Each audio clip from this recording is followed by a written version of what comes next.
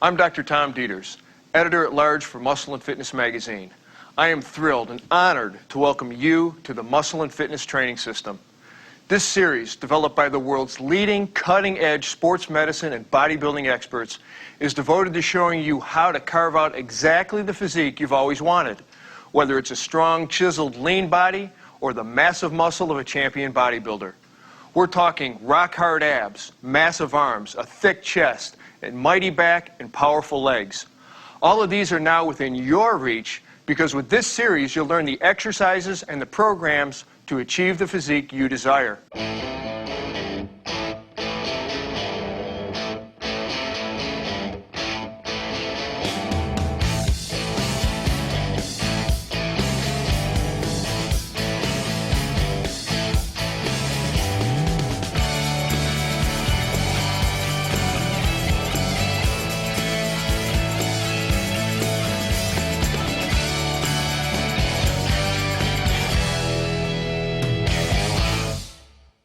Ripped, sliced, 6-packs, 8-packs, whatever you want to call it, everybody wants them. Flat, strong, sexy, rippling abs that make you feel great and look attractive. Well, congratulations. Here's your chance. On this program, we're going to focus on helping you carve the kind of abs that make eyes turn and heads spin. Abs that will not only strengthen your torso and support your spine, but abs that are crisp, visible, and unmistakable. To demonstrate expert technique, we're honored to have some of the world's leading bodybuilding champions with us today. Why do we turn to bodybuilders to learn the tools and techniques for maximum efficiency and maximum safety? We go to bodybuilders because they are the experts. If you wanted to learn how to play basketball, you might study with Michael Jordan. How to swing a bat, Mark McGuire.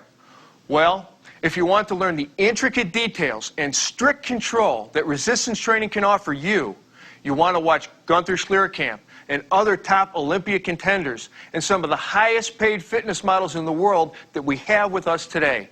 And watch them closely. The truth is that the same techniques that are used by every top bodybuilder in the world can also be used by you, no matter what your age, no matter what shape you're in, and no matter what your personal fitness goals are. So let's get to it. Sliced abs have become the hallmark of fitness, but that coveted look is not as far away as you think. What are the abdominal muscles? You have 4 paired muscles in the front and side of your abdominal wall. They are the exterior obliques, the internal obliques, transverse abdominis, and rectus abdominis. The external obliques are easily identified along both sides of the abdomen. If you keep your hips stationary, the right and left external oblique muscles help you flex your torso towards your hips, as in crunches. Contracting separately, the left and right external obliques flex the torso to the sides and rotate your torso to the opposite side. The internal obliques are located underneath the external obliques and cannot be seen from the outside. They work with the external obliques to flex and rotate the torso. The rectus abdominis is the long, broad, strap-like muscle that consists of 2 vertical columns. This muscle typically has at least 3 horizontally running tendinous inscriptions that show up as grooves or cuts in your abs. This muscle is responsible for crunching down or reverse crunching, such as bringing your hips up toward your rib cage. They are what form the 6-pack, or in some cases, depending on your genetic makeup and the number of your tendinous inscriptions, the 8-pack. That's something that can't be modified by training. No matter though, 6-pack or 8-pack, great abs are great abs. As the first step to any workout, spend about 5 minutes warming up your body. That means literally getting the blood flowing, raising the heartbeat, core temperature, and metabolic rate with a few minutes of aerobic exercise. Stationary bike, treadmill, jump rope, whichever you prefer and whatever gets your motor running. Get into a groove. Don't waste a moment. Don't just look around. For these 5 minutes, start visualizing what you want to accomplish in your workout. See your goals and see yourself charging toward them. Think like a pro, grow like a pro. In this program, we're going to focus on your home ab program in the first section, then look at how you can make the best use of your gym in the second section. We're going to show you 3 types of home ab workouts. One for those of you starting out or starting up again, the intermediates, and then the advanced workout. Let's begin with the beginner routine, which will include the reverse crunch, crunch, and twist. For each, do 2 sets of 12 to 15 reps. See if you can bump up the twist to 20 reps, since it's your finishing exercises. Ready? Here we go. Although any type of crunch will affect the entire front portion of your abdominal wall, the reverse crunch targets the lower abs. To start, lie face up with your arms alongside your body. Bend your knees and raise your thighs until they're perpendicular to the floor. This is your starting position. Now, inhale and hold your breath as you slowly roll your hips up toward your chest so that they're completely off the floor. Keep your legs slightly bent, even as your knees come relatively close to your chest. Again, keep it smooth and controlled so that momentum isn't stealing the work that your contracting muscles should be doing. Now for the toughest part of the movement. Begin to exhale and slowly return to the initial position, thighs vertical, keeping strict control. No ballistic movements. Your job is to squeeze and contract the muscle. If you want to really increase the intensity of the reverse crunch, hold your head and shoulders off the ground. This tightens your upper abs, forcing your lower abs to work harder to raise your hips. The familiar basic crunch is still one of the best movements to develop your abs, but you must do it with 100% concentration and strict form. Start by lying on the floor. Bend your knees so that your feet are flat and put your hands behind your head. Now, keeping your eyes focused on the ceiling, inhale slightly more than usual and hold that breath as you raise your head and shoulders as high as possible off the floor. Holding your breath gives you greater force of contraction and relieves tension on your spine by creating intra-abdominal pressure. As you raise up, round your upper back, and slowly shift your focus downward toward the horizon. Hold this up position for a second or 2. Exhale and slowly lower your body until your head and shoulder blades contact the floor. Relax, pause for a second or 2, and repeat. A couple of cautions. Remember, don't pull on your head with your hands, which only puts unnecessary strain on your neck. Don't nod your head and don't twist your torso as you crunch. Sometimes you see people doing that to work the obliques, but we have better exercises for that muscle group. If you want more bang for your buck, you can extend your hands over your head or hold a weight squarely in the center of your chest and cross your arms over it. Also, you can hold your legs up in the air. Place your feet on a bench or against a wall and follow through with strict form. The beauty of this movement is that all you need to perform it is a pole and some floor space. Start by sitting on the floor with your legs extended and spread in front of you. Place the pole or broomstick over your shoulders, extending your arms to each end. Now twist from side to side no more than about 45 degrees, using slow, deliberate movements which will not only protect your spine, but also prevent movement from cheating your obliques out of their maximum contraction. Concentrate on twisting here from the waist, not from the hips or legs or from the shoulders or arms, which, by the way, should be completely relaxed. Some people like to do this exercise standing, but the seated version helps eliminate lower body movement. So perform this exercise seated if at all possible. After you've spent a couple of months mastering the beginner's routine, move into the intermediate routine, which we'll demonstrate for you now. We'll begin with the air bike, 3 sets of 30 seconds each, then move to the straight leg crunch, 3 sets of 15 to 20 each, and finally to the side bend, where you'll do 3 sets of 12 to 15 per side. Let's watch the techniques of the pros. You've probably all seen the air bike, but you've probably seen it done incorrectly, as people tend to get carried away with the fun of the motion. When that happens, you end up replacing muscle-burning efficiency with momentum. The air bike works it all, uppers, lowers, obliques, so let's be sure to nail our technique. Lie on your back with your hands supporting your head. Raise your legs so your thighs are perpendicular and your lower legs are just above parallel to the floor. Inhale and hold the breath as you curl up. Bring your left elbow toward your right side while drawing your right knee in to meet it, as if riding a bike. Alternate sides, left, right, continuing the motion back and forth, breathing deeply and steadily. Staying with our focus on controlled motions, don't let your elbows flap across your body, but rotate your shoulder across in a smooth, focused movement. For the air bike, don't worry so much about speed, but concentrate on controlled motion and increasing your strength through more and more repetitions as you advance.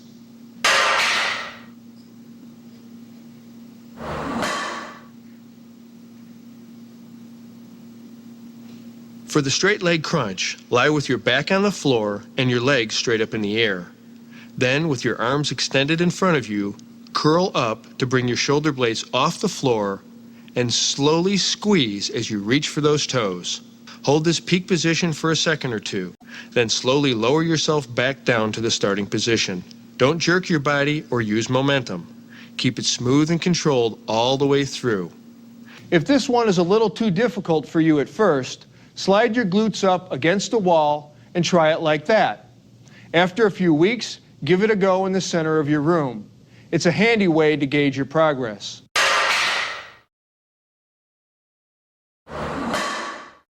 The side bend is another classic. Stand straight with your feet shoulder width apart and knees unlocked. Keep your back flat and your head forward. Place your free hand behind your head and take a dumbbell in your other hand.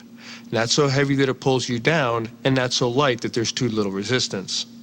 To begin, bend sideways at the waist, reaching toward the floor with your non-working elbow.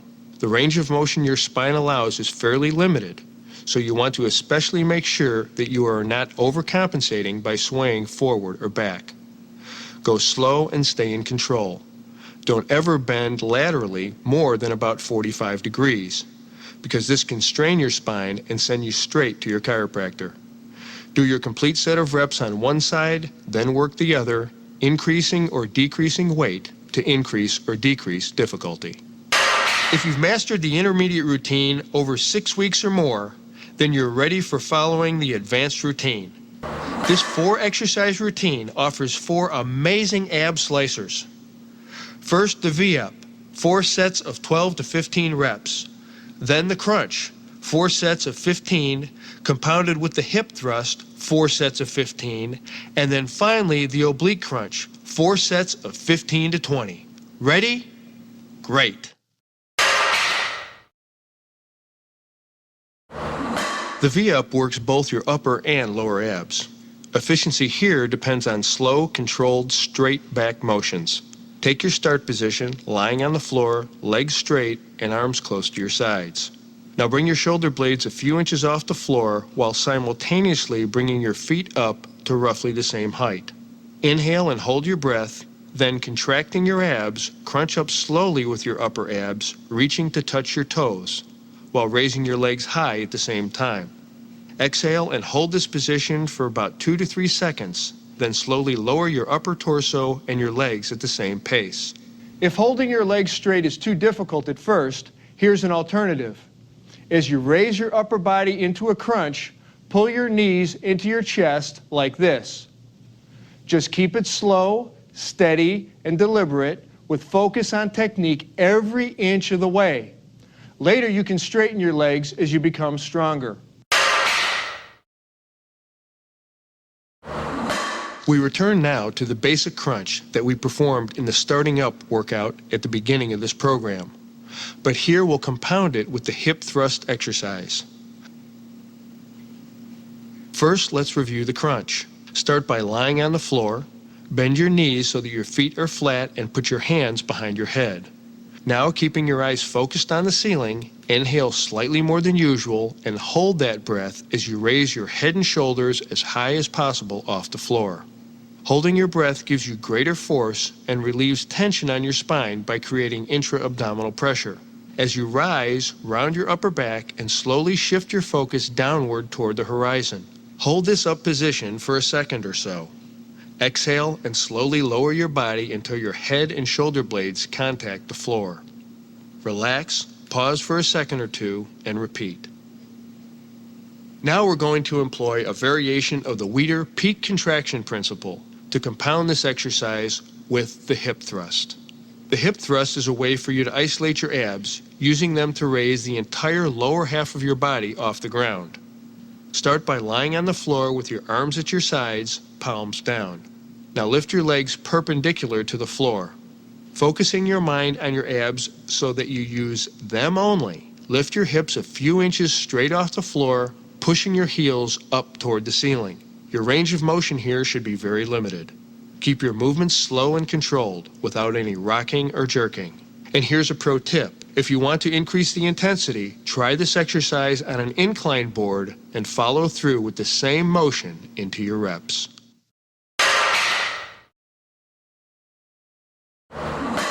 The obliques control the rotation and flexion of your torso and are key for overall ab symmetry and strength. You're going to start by lying on your back with your shoulders flat on the floor. Then rotate your hips to one side so that they're almost perpendicular to your shoulders. Bend your knees and place your arms gently behind your head or cross them over your chest.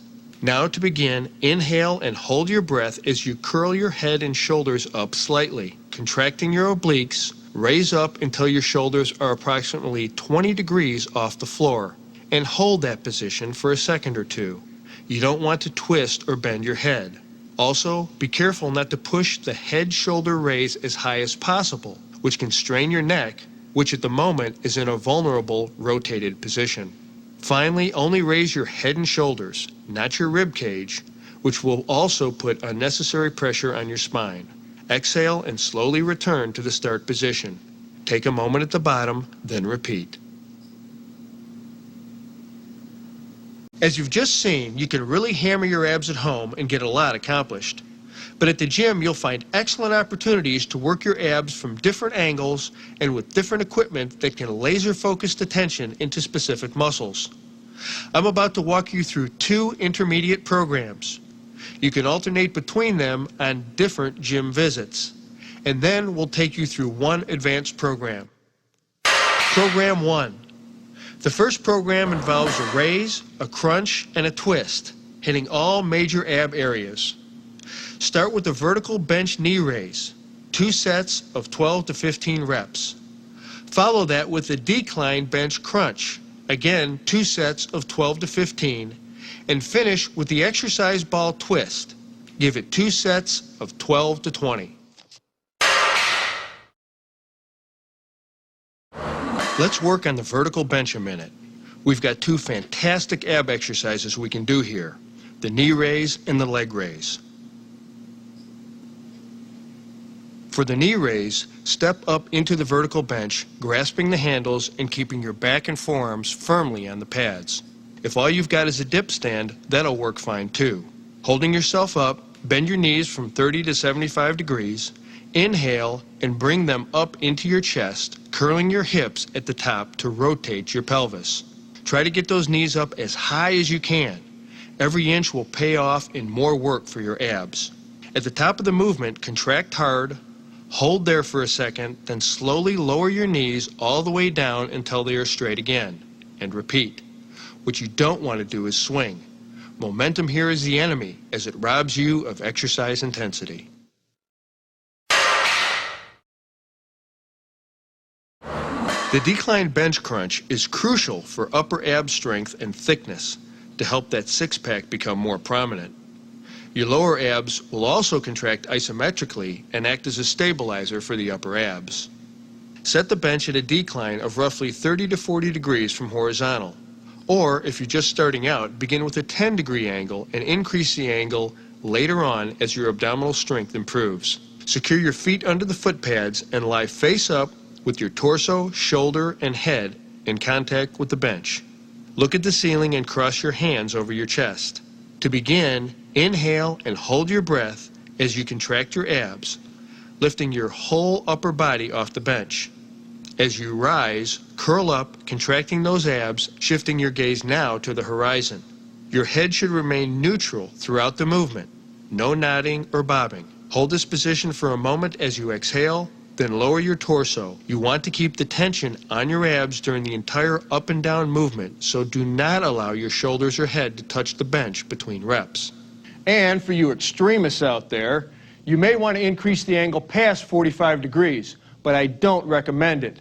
There's no need to increase the blood pressure in your head. If you want to work your abs harder, put your hands behind your head, never pulling on your neck, and focus on curling your shoulders up, and then do exactly the same movement. That's plenty of intensity to develop great abs.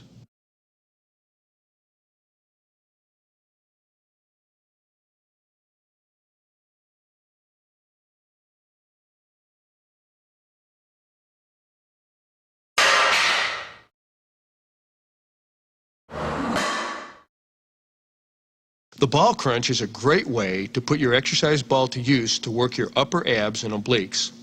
Start by sitting on top of the exercise ball and place your feet flat on the floor. Slide forward slowly, rolling the bottom half of your glutes off the ball until your lower back is centered atop the ball. Now place your hands lightly behind your ears, inhale slightly more deeply than normal, and without pulling on your head, crunch forward and squeeze your abs, rotating one elbow toward the opposite knee on the way up. At the top of the movement, hold the position, squeezing those abs, and then return back to the start position, rotating your body slowly and deliberately. Pause only for a second or two at the bottom, and repeat, focusing on that side of your body. Only when you finish the reps in that set should you work the other side. The second program, again, that you can alternate with the first on a daily or weekly basis, begins with the exercise ball crunch. And I want you to do 3 sets of those at 15 to 20 reps. Then we'll move into the vertical bench leg raise, 3 sets of 15 to 20, and finally the decline bench twisting crunch for 3 sets of 15 to 20.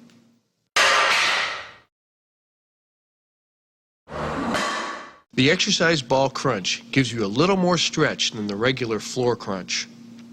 Seat yourself comfortably on top of your exercise ball and firmly place your feet flat on the floor. Slide forward, rolling the bottom half of your glutes off the ball until your lower back is centered on top of it. Now place your hands at the sides of your head. Don't grab and pull on your head, just rest your hands gently on the back of your skull. Now, inhaling and holding your breath, crunch your upper body forward, making sure your abs are doing the work, lifting your shoulders up and forward towards your hips. When you reach the top of the movement, which is as vertical as you can get without falling off your ball, exhale and lower your torso back down again.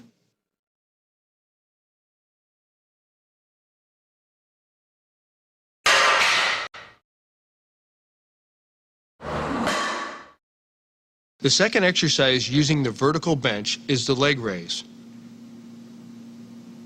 Again, step up into the vertical bench, grasp the handles, and keep your back and forearms firmly on the pads. Extend your legs, keeping them bent slightly to avoid stressing your lower back. Now, inhaling, curl your hips slowly to rotate your pelvis and bring your legs up as high as you can. Remember, every millimeter you can squeeze out on the way up will pay off for you in stronger abs. Push yourself here, and when you can't lift any higher, hold that position, contract your abs, and slowly lower your legs, then repeat. Once again, avoid swinging your legs up or letting them flop down.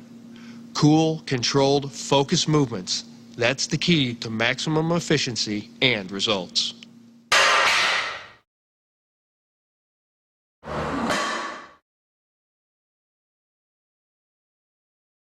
To work your upper abs and obliques, adjust the bench so that your calves are resting on the pads and your ankles are snugly under the foot rollers. Sitting up straight, place your hands lightly behind your head and lower your torso slowly toward the bench and stop at about a 30-degree angle between your back and the bench. Inhaling and holding your breath as you crunch, twist as you come up, bringing your elbow toward the opposite knee. Don't jerk or thrust or sway or swing as you come up. Just nice and easy, nice and steady. Get a good contraction as you twist into the end of the motion. Hold a second, then follow the same twisting arc in reverse, lowering yourself again to about 30 degrees off the bench. Do all your reps for one side of the body, and when you've worked that side, then switch over to the other side, twisting the other way. If you're not able to do very many reps, use less of an angle of decline. Conversely, if you feel you're not getting enough resistance, increase the angle and go for it. Just a cautionary note, and we will make this point a few times in this program. Don't overdo the angle downwards. Keep it 45 degrees or less. There's no great benefit to going past that. We're going to increase the sets up to 4 for the advanced program. That means we're going to move through 4 sets of hanging leg raises, 12 to 20 reps, then 4 sets of cable crunches, 12 to 20 reps, and then we'll finish with 4 sets of oblique cable crunches, also for 12 to 20 reps. As always, watch our experts for perfect technique.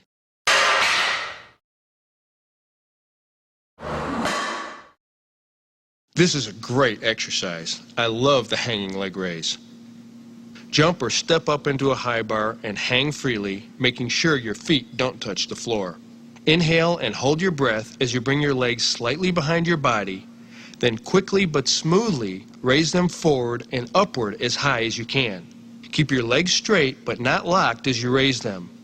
At their peak, slightly above parallel to the ground, hold the contraction for 1 to 2 seconds as you exhale. Then relax slightly as you return to the hanging starting position. Pause momentarily, then repeat. If this exercise is too hard at first, bend your knees a little bit more as you raise your legs. The key here to really work the abs is to lift high. Because until you hit 30 or 40 degrees here, your hip flexors are doing most of the heavy lifting. So lift your legs as high as possible. The cable crunch is great because it works your abs through a greater range of motion than the traditional crunch. Not only that, it focuses more on the abs while excluding other muscles like the hip flexors. To begin, stand facing a high cable pulley machine and grasp the handles of a rope attachment so that your palms face each other. Take a few steps back and kneel down about 3 or 4 feet away from the base of the machine. Your knees should form a slightly less than 90-degree angle. Try not to pop up too fast or sway out of this position through the exercise. Lean forward and slightly arch your lower back. Your torso should be almost parallel to the floor. Bend and hold your arms at a 90-degree angle over your head. Now slowly contract your abs so that they pull your torso toward the floor until your elbows approach your knees. All this motion should originate from here, from the lower vertebra, and then move upward. If your hips get involved, you're limiting the effectiveness of the exercise. Same is true if you're pulling with your arms. So focus and contract your abs, which will do all the work of flexing your torso forward, and you'll end up with a rounded back like this at the end of the movement. Right here, at the bottom of the movement, concentrate on squeezing your abs. Pause, then slowly return to the starting position and repeat. Remember, move slowly and deliberately, and don't let momentum do the work for you. That's the cable crunch. Simple, powerful, thorough. This exercise offers a smooth range of motion as you work your obliques. Facing the machine, kneel down 3 or 4 feet in front of a rope handle connected to a high pulley. Turn your body about 45 degrees so you're at an angle to the machine. Then grasp the rope near the top or back of your head, elbows bent, and lock your arms in this position. All right, we're ready to begin. Inhaling, twist away from the machine to the opposite side, bringing one elbow toward the opposite knee. Crunch down at the bottom point of the movement, hold that, then return back up slowly along the same path, doing reps on one side first, and only when you're done, moving to the other side. Slow movements, deliberate, smooth, and controlled. There are 3 crucial, non-optional steps you must do to wrap up your workout. Warm down, stretch, and replenish. I don't consider these as part of a post-workout routine because every serious trainer knows that these elements are as essential to your program as any lift, crunch, or pull down. When you're finished with your workout, move into a 5-minute, low-intensity aerobic exercise. Hit your bike, the treadmill, or whatever suits you best, but keep your heart rate under 100 beats per minute. This allows your metabolism to slow gradually and your body to recover in a controlled fashion. The second step of wrapping up your workout is to stretch the muscles you have just worked. For more detail on the importance of stretching, refer to the stretching pod at the end of this program. For now, remember that you should move through stretches with slow, deliberate, controlled movements with no bouncing or jerking. Start with the lower back stretch. Lying on your back, you pull your left knee toward your shoulder with both hands. Hold for 30 seconds, release, return to start, then do the same with your right knee. Repeat 3 or 4 times for each leg. Now we do side bends to stretch the obliques. Slowly bending over to the right into a comfortable stretch, hold there for 15 to 30 seconds. Feeling the stretch the whole time, then return to upright. Repeat for both sides 4 times each. The spinal twist stretch helps untie your obliques and stretch your lower back as well. Lying on your side like this, twist your torso using your opposite arm on the knee until you feel the stretch in your side. Hold for 20 to 30 seconds. Do both sides 4 times. Excellent. Replenish your body right after you're finished training. See the nutrition segment of this program for more information.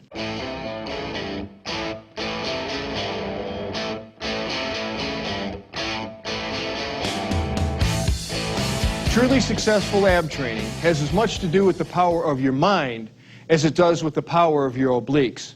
With all the insight and expertise our team has brought to you throughout this series, I want to make sure that one critical point comes through loud and clear. Concentration means everything. Not just physically concentrating tension in your muscles, but mentally concentrating on technique, preparation, nutrition, and very importantly, on staying motivated. What motivates the most successful resistance trainers? You might think the kind of abs you see every month in Muscle and Fitness, or increased athletic skill, or weight loss, or improved metabolic health. Sure, all these things go a long way, but true motivation, the kind of motivation that will stay with you through the hard times when the results aren't showing up quite as fast as you would like, comes from here. Every time you crunch, you should be mentally tracking every element of the movement. That means you're watching your breathing pattern, your technique, keeping your shoulders and back out of it. You're on guard against recruiting extraneous muscles to compensate for bad technique. It means you're concentrating on your abs as you work them. Imagine that they're rippling right through your skin as you fully extend and contract them throughout the full range of motion. Shut out all external influences and master your mental focus.